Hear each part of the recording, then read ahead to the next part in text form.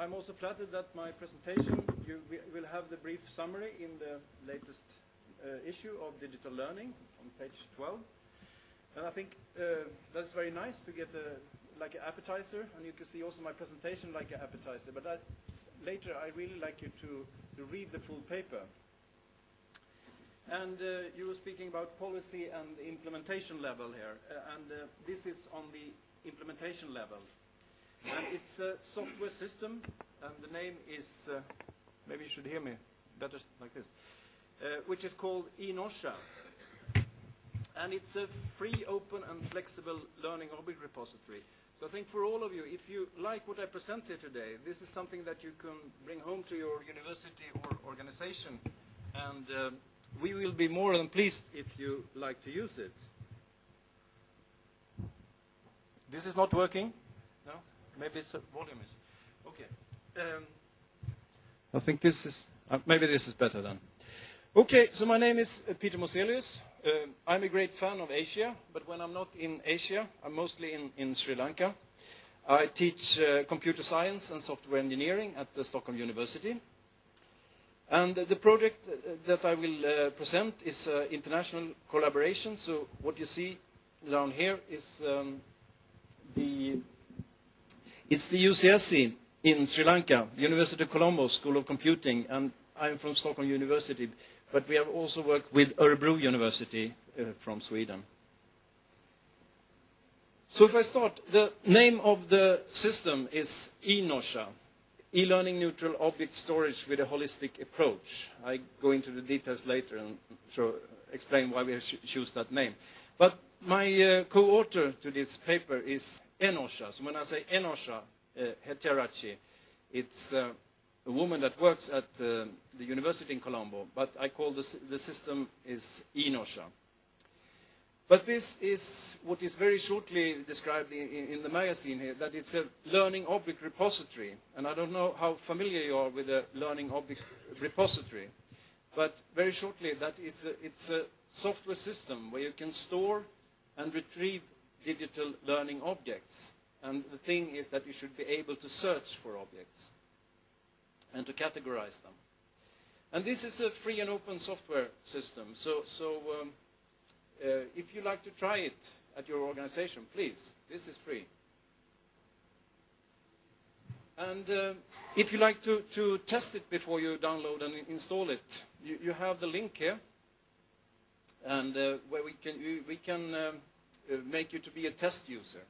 And that is really what we are looking for the moment, more test users. Because we think that this is a stable product, and it's not a beta version, but we really like to have more users in more countries, and that we in the future could work together to develop this system further on. So how it started? It started with a needs analysis. And what you see on the picture here, this is the University of Colombo School of Computing, a very nice university. And we see here at the rooftop, we often have lunch there and discuss new ideas. And about 2 years ago, or maybe 3 or 4 years ago, we started to speak about that. Where should we store all these digital objects that we have?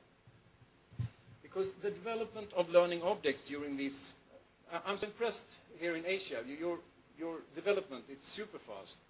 And when I came the first time to Sri Lanka in 2005, they were just starting up, and I thought that, well, this will take a lot of time, was my reflection. But they have been working so very committed and so fast. So after some years, they have developed so much content. And then there was the question that, where should we store all this content? And how should we be able to find and how to search for content? So the need was to increase the reuse of content. I think that sooner or later you will come there if you're into e-learning, because it's not a good idea to reinvent the wheel every time. And how to manage the sustainable e-content development, and how to share and search. Because before this eINDIA system, things were stored, some on a server there and on another server, and people had to find special people to know where is this thing for the course on databases, and they really had a problem. So that's the reason why we started to build this system. And the collaboration then, here you can see the team members, and the first one, Isuro Balasura. Surya maybe had been the person that should be here to give the presentation, but he's very busy in Sri Lanka. But if you're interested, he's the one that will give you a test account. And also the Telini and Sirani, who the programmers, which now are working in the industry. So I think that was one success of the product. The programmers did such a good job, so they got hired in the industry after finishing the work. But it's very much a collaboration between the University of Colombo, Örebro University. They are very good at e-government, but also at databases and metadata. So they were an important partner. And myself from Stockholm University. So if we start with the metadata set, that was the first part of this, is that, and very briefly, that metadata, that's data about data. And if you don't have any metadata set, you will never be able to search for things in a repository. So this was the result of the needs analysis, that we should create a new metadata set that should serve all the needs for UCSC, but also to be so general so that this product should be able to install in all universities in any country. So we started with the LOM standard, which is a huge standard. I think it's two ways. Either you extend the Dublin core standard, or otherwise you derive the LOM standard. But I will not speak so much of this. If someone is interested, we have another research paper only on the metadata, where we explain all the details about metadata. But very shortly, why we choose the LOM standard is because that at UCSC and in many universities, if we should say something about standards, that whether you like it or not, that SCORM is one of the most common standard, and SCORM is very close to the LOM standard. And then you come to the dilemma that you always have when you should develop a metadata set for whatever purpose. You can ask the people that are into digital libraries here that if you have too many data fields, you will decrease the user acceptance of a learning object repository or of any system. But on the other hand, if you make the metadata set too small, then it will be very user-friendly, but then you will not have good searchability in the system. Then the design concept, that reusability, very important, that we should have features for searching. It should be very easy to find the resources, and we should always have user-friendliness, that it should be easy to use this system. Otherwise, people won't use it.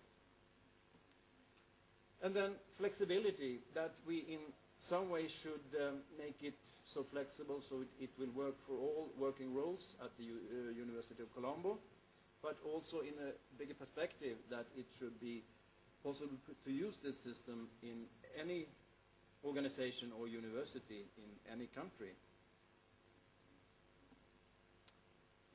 So designing for flexibility then, that what we analyzed, and our said a different curriculum and course structure in different organizations, for sure, that's very obvious. And various type of contents and various aggregation levels. I will explain on a slide later what aggregation levels is. And to have template support for bulk upload to increase the usability, that if you have a lot of courses to upload, that you could use templates to upload a lot of things at the same time without to have to fill in this metadata every time you use the system. And also that open and closed content stored together. In my earlier presentation today in the Telecentrum forum, because we like to have the idea that in Sri Lanka that this repository should be for the university for some kind of content, but also open for telecenters and other organizations, so that you could store open and closed content together in the same